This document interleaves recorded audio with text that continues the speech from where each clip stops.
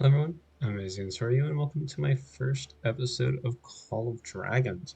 Today we're going to be going over the village and its buildings, kind of what they do, what they're good at, and just some tips that I have. And yeah, that'll be it. So, as you can see, I have chosen the orcs, and we'll talk about their bonuses later. But first of all, we will be looking at the main hall here, the Wilder Hall. Um, Obviously, this keeps track of our upgrades. As you can see, I'm level 11.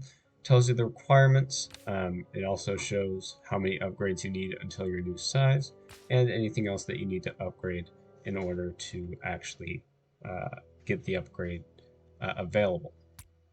If you hit the icon, it'll tell you the different levels, your Legion capacities, your additional capacities, as well as your Legion queues, which I believe are the um, explorers, and we'll get to that in a second, as well as the powers that you usually have. Right beside them are the shaman huts, and as you can see, I'm upgrading them.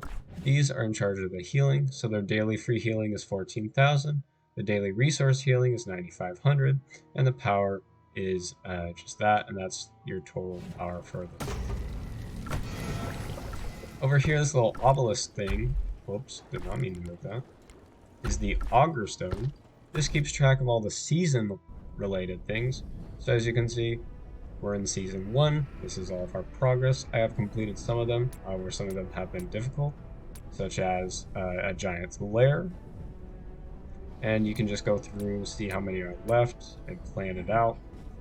Also tells you the status of the behemoths, who has them under their control and where. And then also any of the season overviews, so like the phases and anything that it will be reset once the season ends. It also tells you the season's features, such as the wonders, the passes, the villages, the behemoths, the darkling patrols, the dark creatures, the darkling guards, and the darkling forts. Then also the season rewards. These are for looks like our campaign, or our alliance, and then any other member things, um, different. These are purchases for Crystal Store, but I don't know how you get crystals. And then the different compodiums of artifacts and things like that. These are the different kind of barracks. So you have your spear range, your axe barracks, your satyr lodge, and your beast pen. When doing upgrades, if you have any of the 1 tier, you want to upgrade it to the 2 tier, and obviously that will cost resources.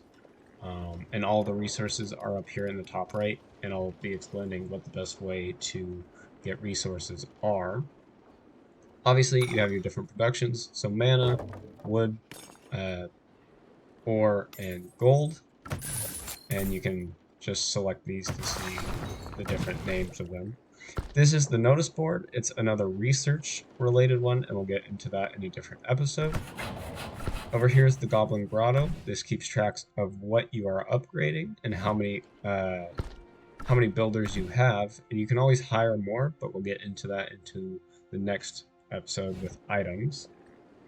This is the Alliance Center. You always want to help people out. There's obviously reinforcements that they can send you, but this will be the main area where there will be a blue hand saying to help your Alliance members. If you ever need Alliance members to help you, you can click a green hand that will be on top of the building. This is the Rally Drum. This will tell you if your Alliance is at war, and it'll show up there and give you a location. So as you can see, that was another help, and it tells you that as well. This is the Bazaar.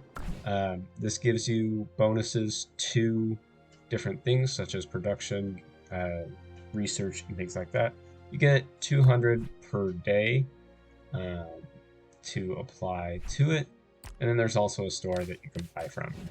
This is the Goblin Market. Currently, they're away, but I never really find them useful. They kind of have over expensive stuff, and yeah, I just don't use it that much. This is the Sears Council. This is the main research area, and we'll get into that the in a different episode.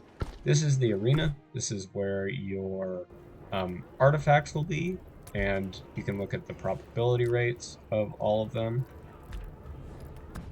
And then it also holds chests where you get daily draws. I've used mine, and I like to save up my keys, which we'll talk about later. Now this one is the most important one. This is your Centaur Sentry Post, which is where you explore. So obviously it shows your exploration, how many scouts you have, and things like that. And we'll talk about that in the next one. So that's pretty much everything for the village. If you have any questions about village buildings, what they do, please let me know. And I will try to tell you in the comments. But I want to thank you all so much for watching, and I will see you in the next one.